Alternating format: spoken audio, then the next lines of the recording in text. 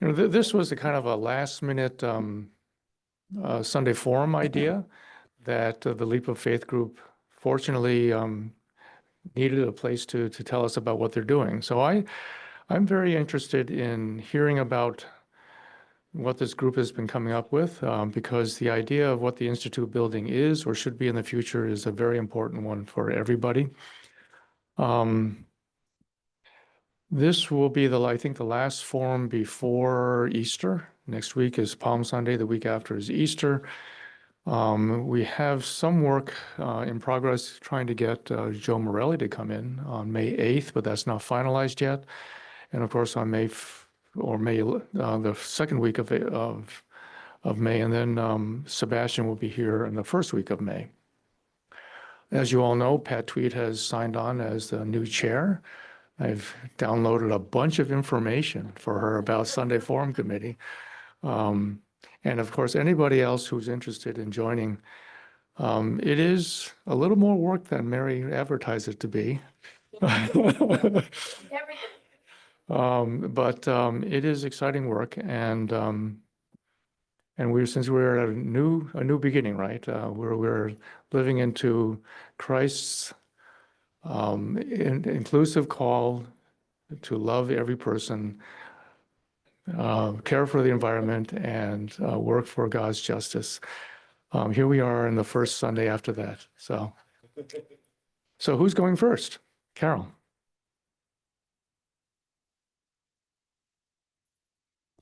Good morning. First thing I want to do is tell you the members of the Leap of Faith team, and two of them are out on medical leave now. It would be Bill Mackey and Kim McConnell, and Jim Vesper is traveling. And then we have Nancy Brown, Don Fairman, who's down in the sanctuary now, and Susan Rashane, and myself. And we want to have a slide put up with our purpose. Go back one, there we go. And I'll just read this. To find opportunities that are aligned with the values of DUPC to take the Institute building off the books, so DUPC resources are not required to operate and maintain it. Along with this was the restatement that the DUPC congregation would want to maintain the sanctuary and Taylor Chapel for its use. And I've had several people come up to me in the past weeks saying, well, what is your team doing? And also some who said, well, what will happen to our sanctuary? So this should make it clear we're just working on the Institute building and want to maintain our sanctuary and chapel for our use. Now we can show that floor plan. And the pink area is the Institute building. This is actually the first floor. It's probably not all on there because the Taylor Chapel sanctuary and then the Allen Street building. Okay, so the pink area is just the first floor. Of course, it's 4 stories high and there's a basement. And Susan's coming up next. Or we can hand her a microphone, whichever she prefers. Yes.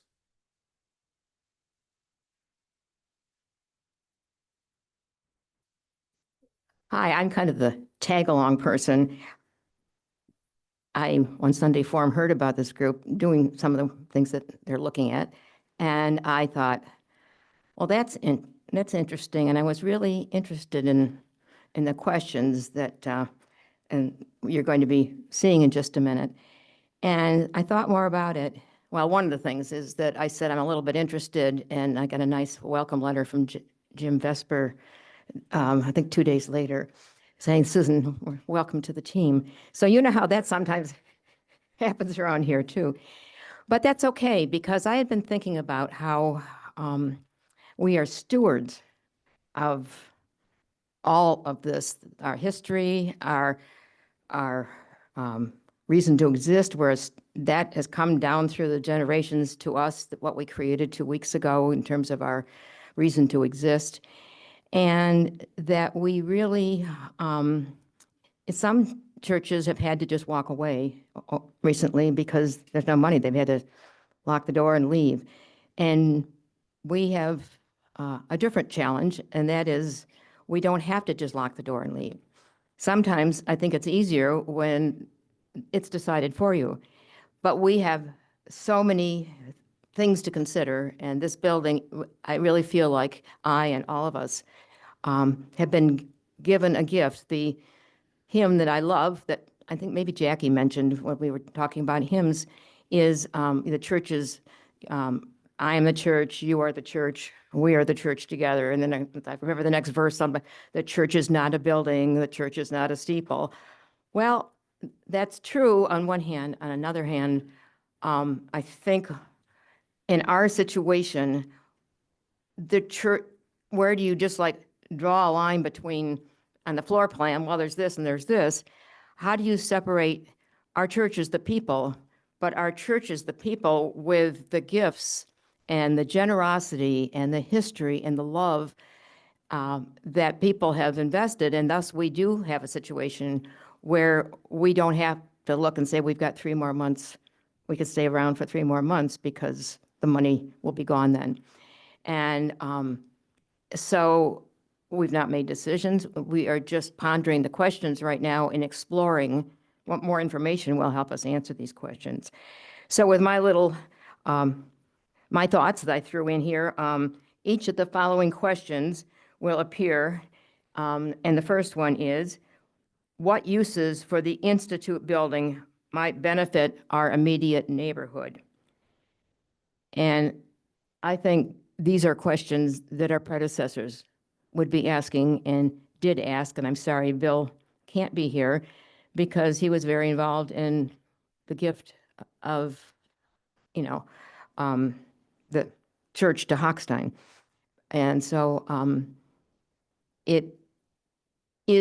we are not a neighborhood church in the sense that people live right down the street, but more and more people are living right down the street. And can we be, going into the future, can we benefit this immediate neighborhood? Question number 2, what might bring more people downtown to visit or live in our neighborhood? What, with this building, how could that be possible? It's a question that we have not answered, but we're looking into it. What uses of the Institute building might help our congregation? All kinds of possibilities. And we heard some suggestions from people that have come and looked at the building and might not be interested in it, but they have ideas. What might further the downtown United Presbyterian Church's legacy? Are we 50 years, what are we going to be known for 50 years from now? I don't know. So those are the questions that we have, that drew me, frankly, to pursue this. And I have to be honest and say, I have not been on a lot of the tours and seen some of the people that we're going to tell you about. I will tell you that I went on a tour with Don, with Ed Daniels, and I've never seen some of the places. I've been here since 1985, and I've not seen some of the places that we saw, nor did I hear more compliments on the, how well kept maintained this building has been. And any question Don had an answer for. When Ed would raise a question, and I think that's true for a lot of people. And in fact, we had somebody, which you'll learn about later, come back because Don was sick that day, and none of the rest of us felt like we could begin to do a fair tour with the knowledge, any kind of the knowledge that he has. So with that, I'll pass it on to Nancy.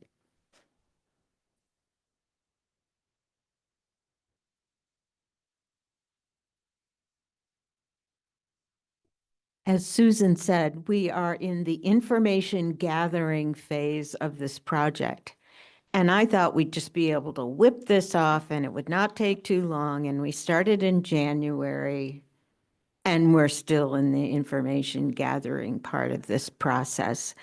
So what we wanted to do is cover a broad spectrum of the community. We wanted to talk to nonprofits, to city government, to educational, charitable, real estate, and religious communities. But we are, after all, Presbyterian. And we needed to proceed decently and in order. So we started with Ed Daniel, the chair of the Presbytery trustees, to be our first guest. I had the sense, and I hear that from Susan too, that he appreciated our beloved buildings as much as we do. In fact, he liked it so much, he returned for a second tour by our very own version of Rick Steves, Don Fairman. Ed quickly understood that DUPC wants to get out of the real estate business and focus on worship and mission. He offered that having a third party running the Institute building would be an option. But that management company would need to charge extra money for managing costs as well as maintenance. So our tenants would have to bear those increased costs. So it would have a negative impact on those tenants. He also imagined converting some of the building to condos.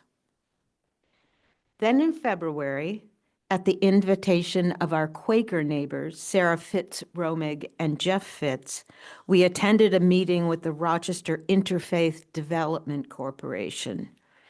Their proposal would transform the Institute buildings, the third and fourth floors, into desperately needed housing for some of the Rochester's neediest residents.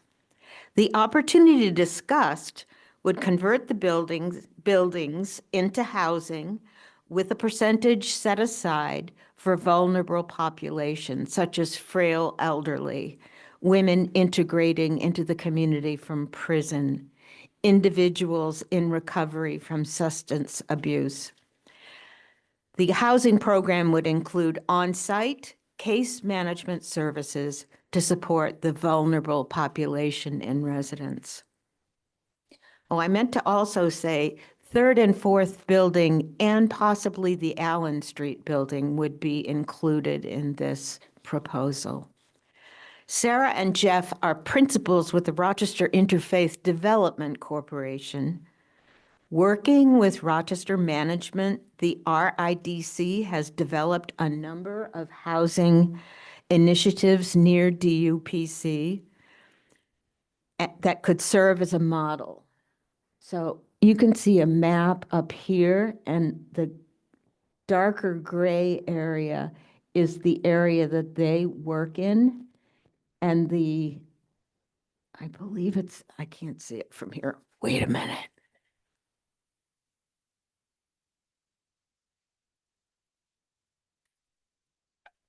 The green icons are projects that they have already completed. So they are a well-known entity in the community. Housing projects? Housing projects, some of them are clinics, a number of different things. This is a complex solution. It's not we're going to do this next week. It is a really complex solution involving a number of community partners. DUPC would remain as the building owner, but we would need a property management company, a developer, an architect, a contractor, a grant consultant, and a nonprofit, New York State certified human services provider. The project configuration would require funding from low-income housing tax credits, funding from New York State Homes and Community Renewal, the Empire State Supportive Housing Initiative, and likely other sources of public funding. Thank goodness Jeff and Sarah have done this before and done it very successfully. This model, while quite complex, did not cost the Quakers any money or the Rochester Interfaith Development Corporation any money. It was fully funded. Carol.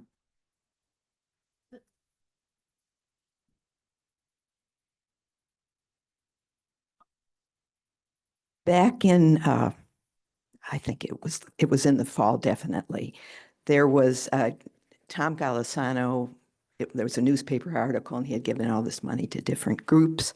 And right next to it was a very small article, Public Input Sought on Downtown Initiative. And the footprint for this was Church Street, North Fitzhugh, Broad, and the river. And we're on North Fitzhugh, but we're north of Church Street, so we weren't in their footprint. Well, they were having an open house, so Eileen Deach, Sally Allison, and I walked over to the open house, and we got the application anyway. And we came back, it was due the next Wednesday. This was on a Friday. So we met on a Monday and we put some plans to some verbiage together, and I took it over, hand took it over because we didn't want it to get lost, and gave it to the person we were supposed to give it to. And we got a nice thank you back for showing interest, but that we were outside the footprint. So this was not going to work for us. But they said if they got some extra money, they might throw it our way when they found out if they got this big grant. So at one point we asked the director of, a director of development for the city and an administrative assistant, we offered them a tour of our Institute building, and the two of them came over, and Eileen gave them the tour. I was here too, and they were impressed with the building, and they said to us before they left, well, now you need to do a presentation for our roundhouse. And I thought, we said, okay, we would do that. And how would we do that? So I thought we could make a thumb drive and send it over to them. Well, I know nothing about making a thumb drive, but Don does, right? And he's on our committee. So he said, okay, you put together the slides, which were just my pieces of paper with things done on the computer. And then we met down here, and we decided this is a picture we want, this is a picture we want, and so forth. And we made the thumb drive. And in a letter, in an envelope, I inserted these thumb drives, and I took one to both of these people who were here. And I also took one to Malik Evans. I thought, hey, let's give him one also. I didn't actually get to give it to him. A security guard took it to him. Okay. So anyway, I have to thank Don for helping me with that thumb drive, and we're going to show you the thumb drive. There's no music with it. There's no talking, self-explanatory.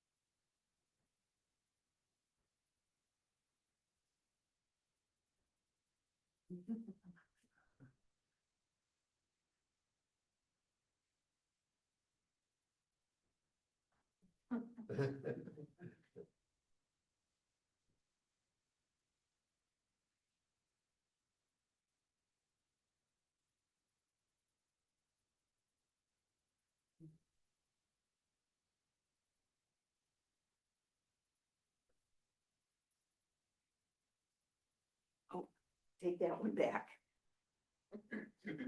So now we had a marketing tool that we could just give everybody on session got one of the thumb drives and everybody on our committee. And, you know, if we network, maybe there was somebody, like Jim knows some people in real estate and he could give them a thumb drive. And so that's what we were using it for. And Nancy. Susan's.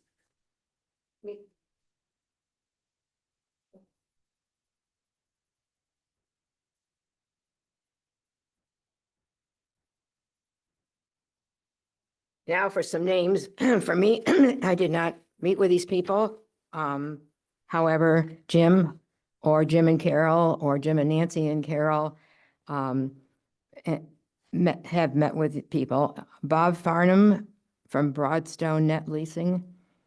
Michael Mendoza from Trillium Health. I'm not sure he's met with him yet. Jim, he has? Okay.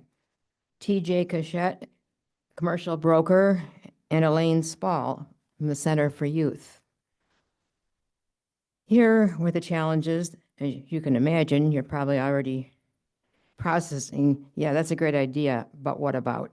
And that's what we asked people.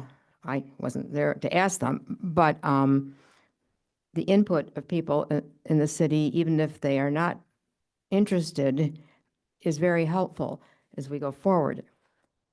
So the challenges that were identified by TJ Cachette were, as you can imagine, the utilities are not broken up or divided to each building in the complex. Wasn't necessary, isn't necessary, or is it going to be necessary? Limited parking, that's a no-brainer. We've talked around how we might get around that if, and there's a lot of ifs, but where there's a will, there's a way. The ramp opens to the entire complex, and it would not be, at least in its current status, would not be accessible to the Institute building if we close the door where we've sometimes seen the door closed. People would not, coming into the Institute building, would not be able to access it via the ramp unless we made some, changes to the building. Elaine Spall, and this is a direct quote, and this was a little bit of what I was alluding to earlier.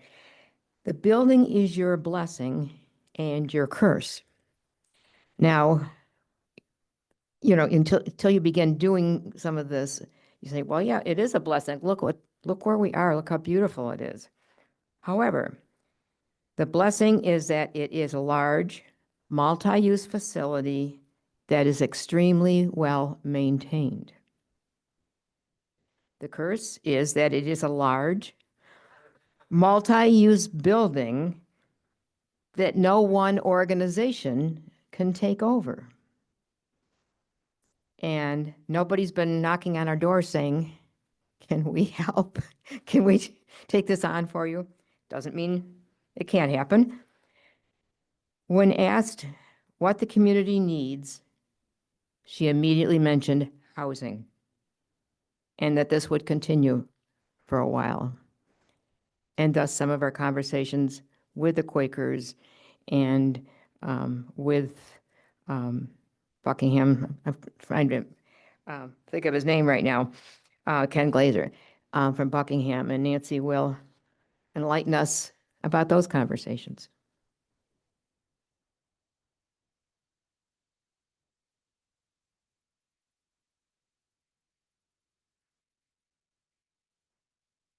Well, I won't enlighten you about Buckingham. Carol will do that, but I will tell you, we're continuing to meet with people.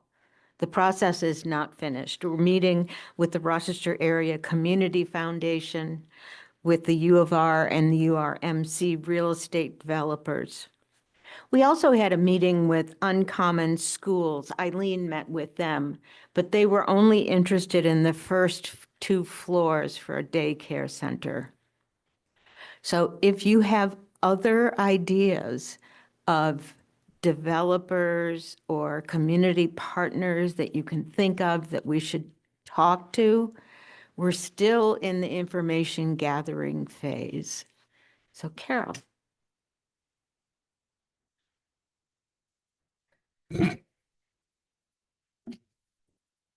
Just in reading the newspaper, this was January 25th, there was an article on the Clock of Nations that used to be at Midtown Plaza. And quotation from Ken Glazer, who is part of Buckingham Properties, the CEO of it. If you're going to try to reestablish downtown Rochester, I don't think we should be throwing away the past. So I used a couple quotes from his this newspaper article and wrote a letter to him, trying to draw him in. And I didn't know the address of Buckingham Properties, so I looked up the building on our map on that thumb drive is Buckingham Commons. So I Googled that. And you see this picture. And what do you notice? Our church is in there, right? So I wrote this letter. I put a thumb drive in the envelope and I drove it to Alexander Street where they have their offices. You get a good vibe in their building. It's just a one-story building and it has a lot of stuff about Rochester in it. Very pro-Rochester and very nice receptionist. And I just left it. And I got an email back from him saying that he was interested in meeting. So we set up a time for him to come over, and Don was ill. So we couldn't give him a tour that day. But he said, I'll bring some colleagues back with me and we'll meet again. And we didn't hear from him. So it was like 2.5 weeks or something. And so it was right after our retreat. And we all had good vibes from that retreat. At least I did. And I thought tomorrow, Monday, after the retreat, I'm going to go visit him again. And so I did that. I think I told Nancy this. I went to to open my back door, put my hand on the doorknob, and I said, Carol, you can do this, because I don't like to go and bother people, if they, but I did. And the receptionist, a different receptionist this time, she asked me my name, that I was affiliated with what church and the Institute building and so forth. And she said, you wait right here. And he came right out. And I said, our group sensed that you were interested. And he said, I am definitely interested. So we set up, I said, well, we usually meet on he said he was going to get some of his colleagues together and he would let us know when they could meet. And we usually meet on Fridays by Zoom or something. So he said, okay, Friday, and we set a time. And Don was able to be here. Nancy was here. Susan was here. And I was here. Susan wasn't here? Oh, okay. Yeah, okay. So anyway, we met with his 3 colleagues, and they said, well, they would think about it and they would let us know before this presentation, and we got a negative answer. And it was basically the same sort of reasons, that the parking, the utilities are between all the buildings, and what was the third one? Sanctuary, they were interested. Well, they were interested in the whole thing, and we had never said the whole thing. It was the Institute. The thumb drive is just the Institute building.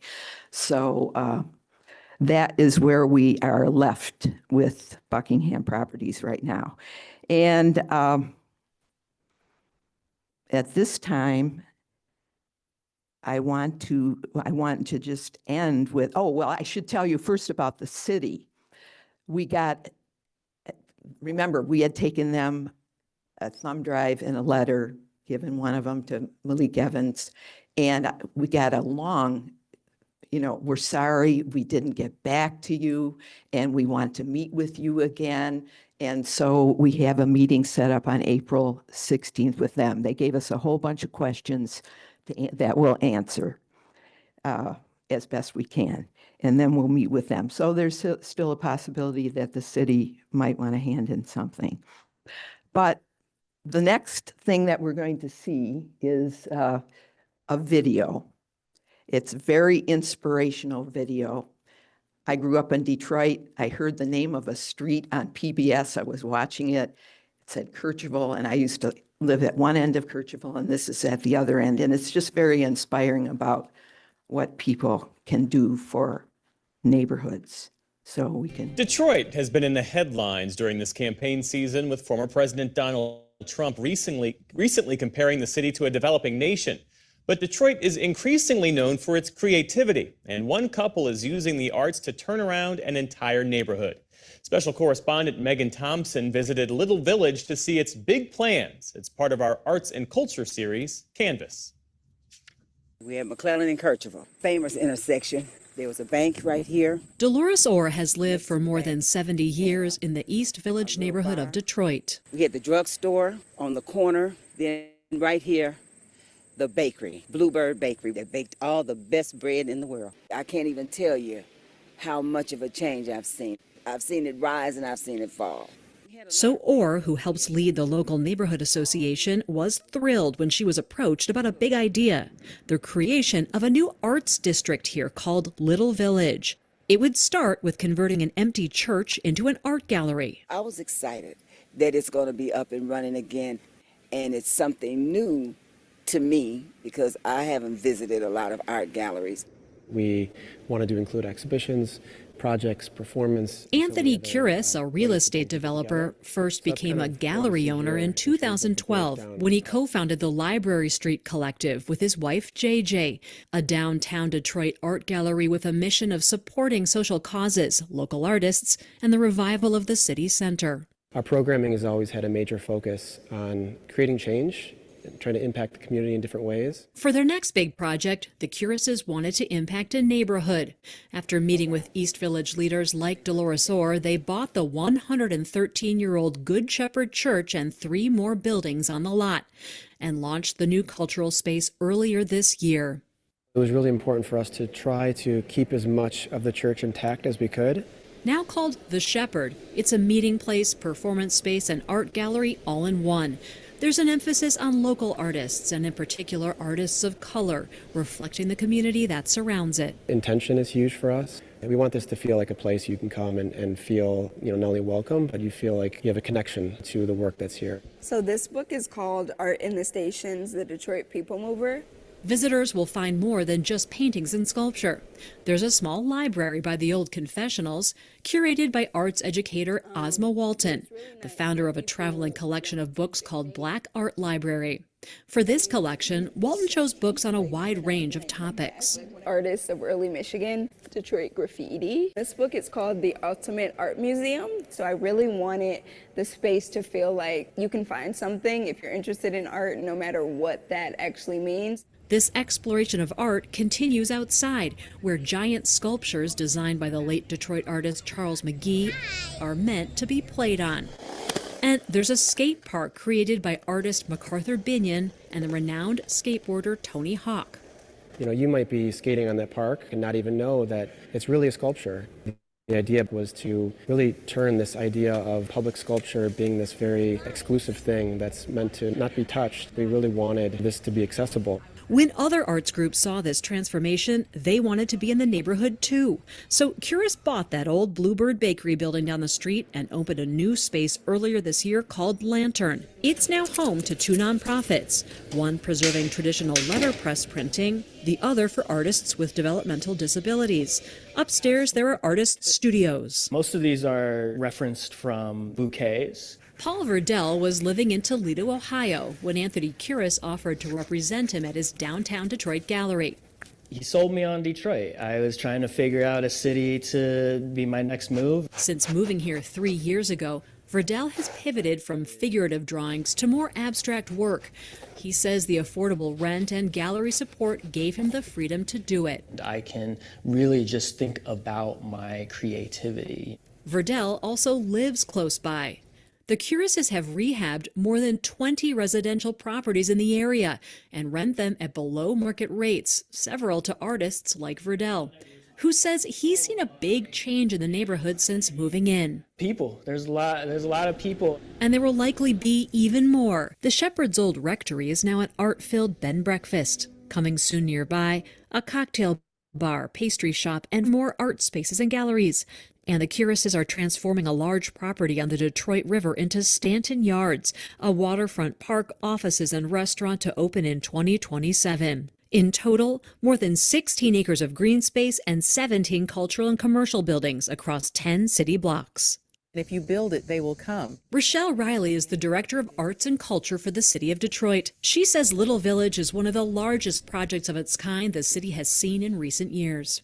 We are on a mission to revitalize the city using arts as catalysts. I want people from around the country to come and see, oh, look at what they did in Detroit. We should do something like that here. But more than that, I want people here to say, oh, look what we've got here and enjoy it. But we have so many people in the building here, 99% African Americans. Dolores Orr says the Curises have made it clear everyone is welcome to enjoy the new modern art spaces, but she believes some of the longtime lower-income residents are hesitant. To me, the art is for, I wouldn't say the people in the neighborhood, because they don't think that it's for them. If it were myself and I didn't know Anthony, how would I feel coming over here to see what's going on? I don't know if I would, because I'm not in the same class, I would say. Orr wants to help change that mindset because she believes projects like this are making the East Village rise again. It's as if East Village has been forgotten, and then you have Anthony and other developers that came in and said, hey, we haven't forgot. We're here to help. That one right there is my favorite statue. The neighborhood kids have not hesitated to come explore. 9-year-old Aiden Curtis and his 5-year-old sister Demia live in that building next door. Aiden says he likes to come over here to play and enjoy the art. Had you ever seen art like this before? No, never in my life, but now I do. I say it's beautiful. Beautiful. When Aiden looks up at these giant sculptures, he imagines butterflies. It's basically like when you have a butterfly and you just letting it go like this. That's one thing I love about nature, butterflies. It just brings me joy. That's what it does, brings me joy. For the PBS NewsHour, I'm Megan Thompson in Detroit.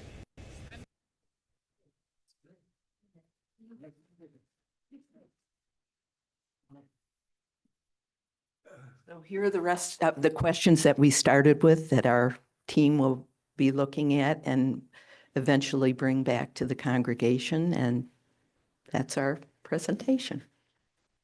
Questions?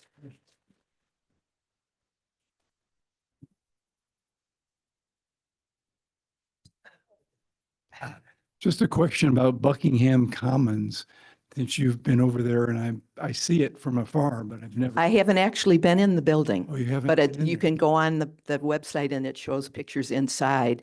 There are some, it looks to me like business offices and of course, They're apartments. condominiums, right? Yeah. And I wonder if there's a homeowners association, and if that in fact is the building, that maybe that would be a source of interest for someone marketing what we have here, not only the church, but maybe the Institute building also to them, although you're doing it through the the CEO. Right. But at any rate, I thought that was also great because it's a development that's already occupied. And there are other complexes that are surrounding us. They're not in the footprint of the development, but they're close by. And Well, they're developing the High Falls area and of course the Inner Loop project, you know, all of this will be developed. I wonder if the Leap of Faith Committee is looking into and all those other places as possible sources of interest in our. We could. I've mentioned this to you guys before, Providence Housing Development Corporation.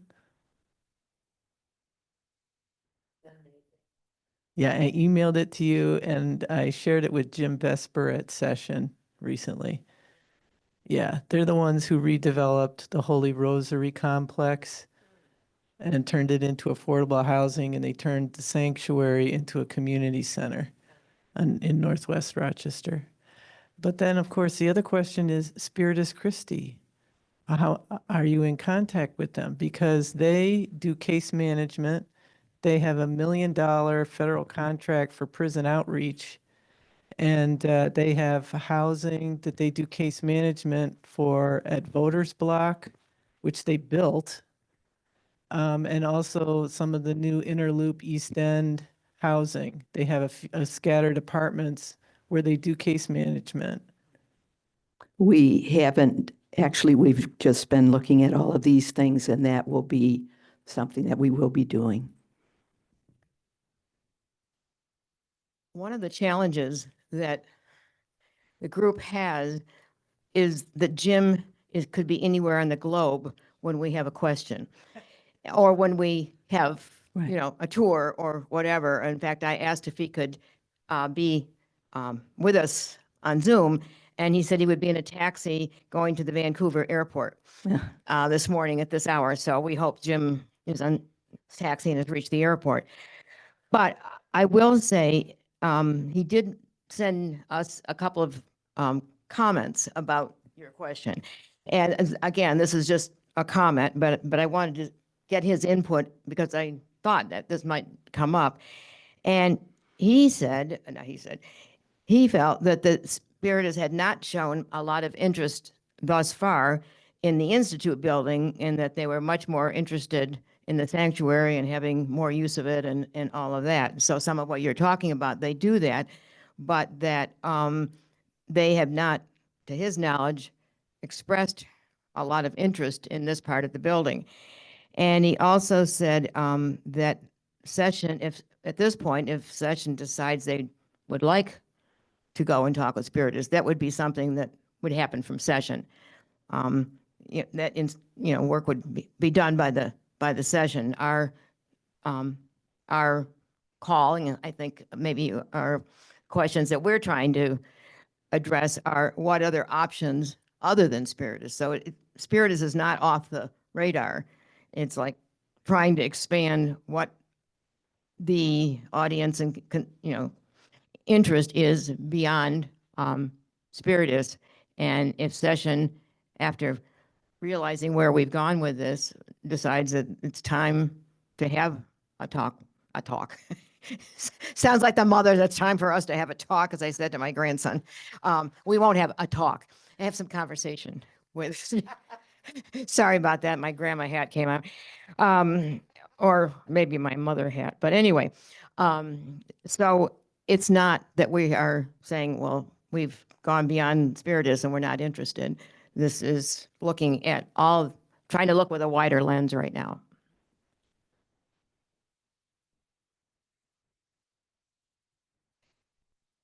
I'm so appreciative for all this work you have done, and it's so creative, and it's just wonderful.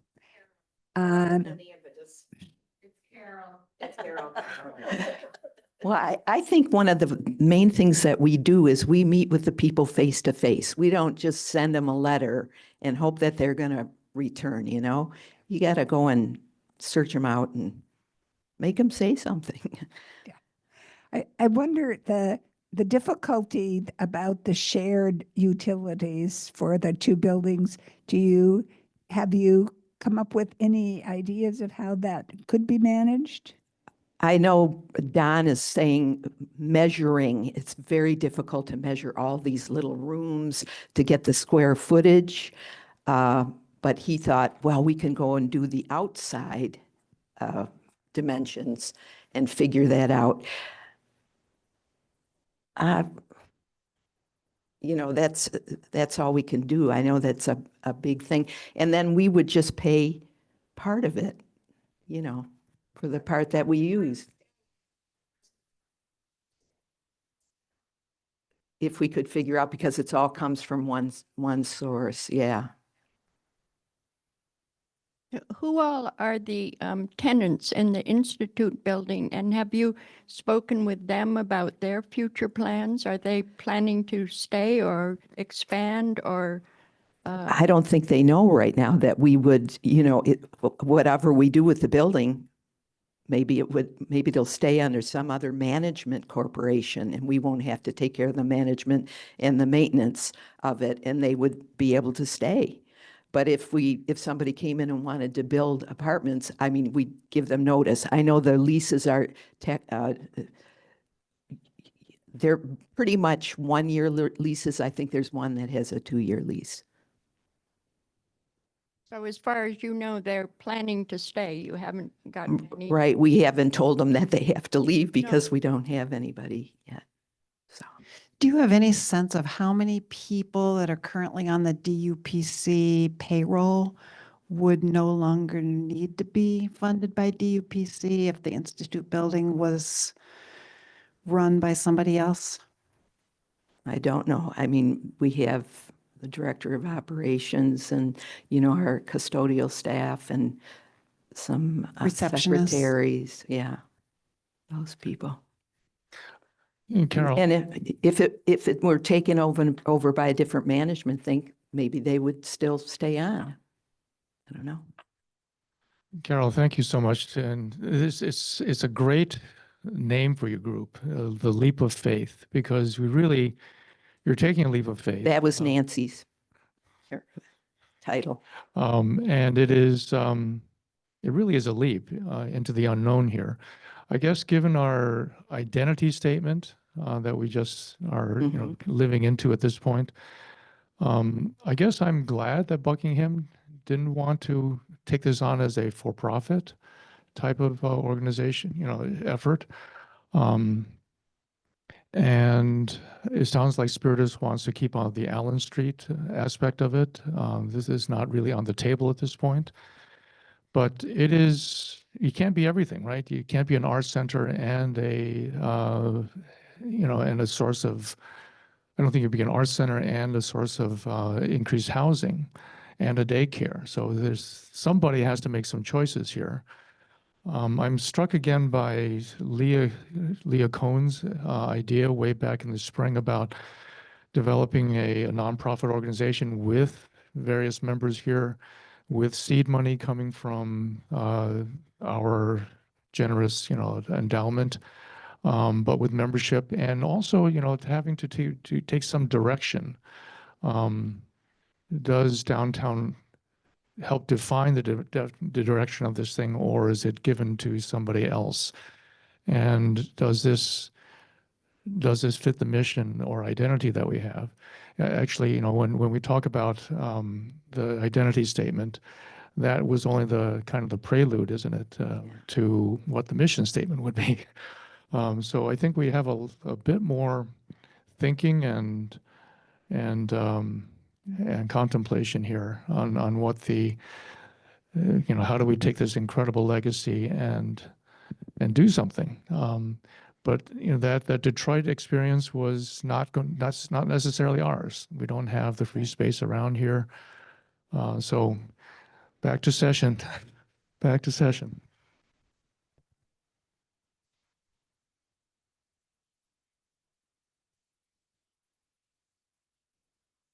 I do want to just say thank you all so much for the energy and imagination that you're putting into this, because it is just a whole unknown. And to just knock on doors and drop off thumb drives and write letters is it just I just appreciate so much everything that you're doing. And you know, it's something will happen.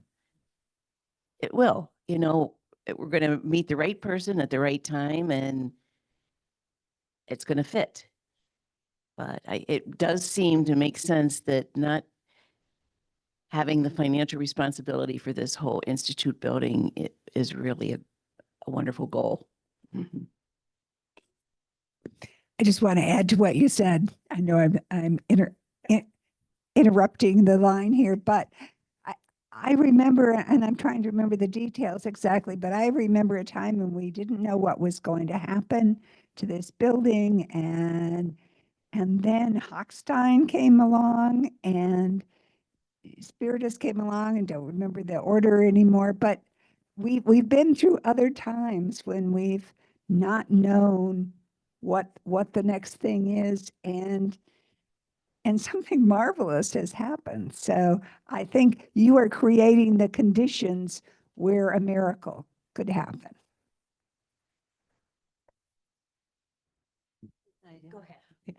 As far as finding square footage, I think an insurance agent can go into your home with a little instrument and go along all the ceilings like a beamer and get it in minutes. So you might want to consult one of them. I just wanted to say that in tandem with this project, there's another session-backed project to expand the music ministry. And we didn't know what to call it. We were calling it Expand Music and blah, blah, blah, blah, blah. And 2 weeks ago, we were sitting and talking, and John Doherty said, lift every voice. So that is the new name of the Music Expansion Project. We have had one meeting. I think it was last week, don't ask me. We have another one this afternoon. And again, we're trying to get community, not just we're going to decide what to do and tell the community what we're doing. We want community input to see what makes sense. But we believe we have a spectacular music program that could be even more spectacular. So that's going on in tandem. So I think that's kind of an interesting thing. I was just going to say that the seed for this imagination is Carol. And Carol began by talking with people that she thought might be interested. And one of those people is Bill Mackey. And unfortunately, Bill's in the hospital and not with us this morning. But Bill, you know, stepped up to the plate, and this matters. And I think he represents a generation of people for whom this really does matter, what happens, and the imagination that Carol brought to it. And when I look at the video, it basically starts with imagination. And yes, money, and we can't do something exactly like that, but it shows what imagination can do, whether it's the music program or whether it's this, and openness to, and commitment that, you know, Carol said to us when she came to our house, she said, I think we need to leave a legacy to this community. And I think we do also. What that's going to look like, I've yet to know. Just let me add to that. In that video, the most important part to me was the kid at the end and what we can do for our neighborhood friends. I continue to, we have time? Yeah, there's something from Ed Safer up here too that they wanted me to read. Go ahead. Yeah, I continue to be very optimistic, especially after I saw the video that was just shown. In the back of my mind, that's kind of the image that I have developed about this whole neighborhood. If you look around, particularly the Constellation Brands building, which is the former Lawyers Co-op, they did an amazing, expensive job on that building. And I wonder, Carol, if you might seek to talk to somebody there to see what their thinking is for the future. They've made an enormous investment, and they're building the magnificent park down at the base of the falls, which is right near us.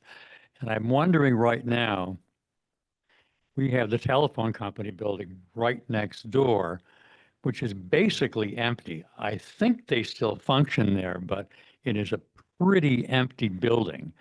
And the same thing is, and then there's the Gannett building, this enormous space, which is empty. But I keep on circling back to, now what's the name of the family that runs Constellation? Sands. They have created a multi-billion-dollar nationally operating company there. They're very bright people, and their commitment to downtown is right there. I can't begin to guess what they invested in that building. When you come across Broad Street at night and see the way it's lit up, I mean, it is a showplace. So they would not have made that kind of investment unless they had prospects for the future. And again, now it's been talked about probably 100 times in my lifetime, but again, it's on the table for conversation that they just might take the roadway off the Broad Street Bridge and turn it into the aqueduct again, which would become quite a tourist attraction. So the point is, we are right in the middle of a lot of very promising activity. And I don't know if you've noticed, right around the corner on Broad Street from Fitzhugh is a huge apartment complex going up. I can't imagine how many units are in there. That's going to be a lot of people. So anyhow, so thank you, Carol and Susan and Nancy and Jim Vesper and Don Fairman, of course. So I remain optimistic, and I listen to this and I am a bit more optimistic. So the future is in front of us and we can see what we can do with it. Thank you very much. And Ed Safer's comment is to the question on the cost of operating the Institute building, you can refer to the slides the Finance Committee presented at an earlier forum. On the worship archive under forum.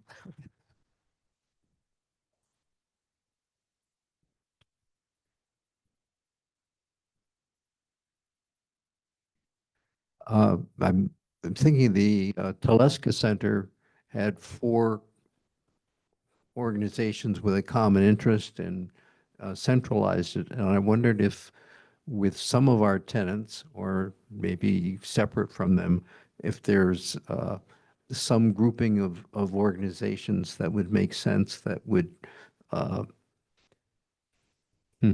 take over a number of parts, or maybe all of the Institute building.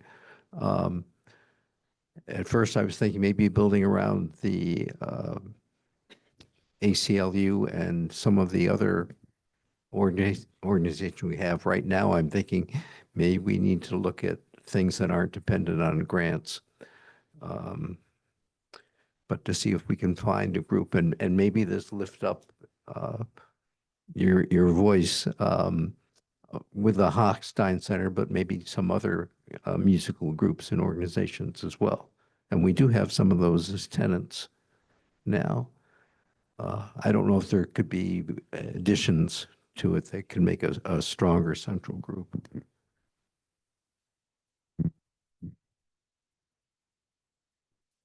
Wrap things up, or? I guess we're wrapped up. Did you want to say more to it? No. Well, that, any project starts out with the enthusiasm, and you have generated the enthusiasm, I think, right now. Thank you, Carol. The idea of Lift Every Voice and Hochstein, somehow that seems to be something that should fit. We're sitting in a city with lots of music.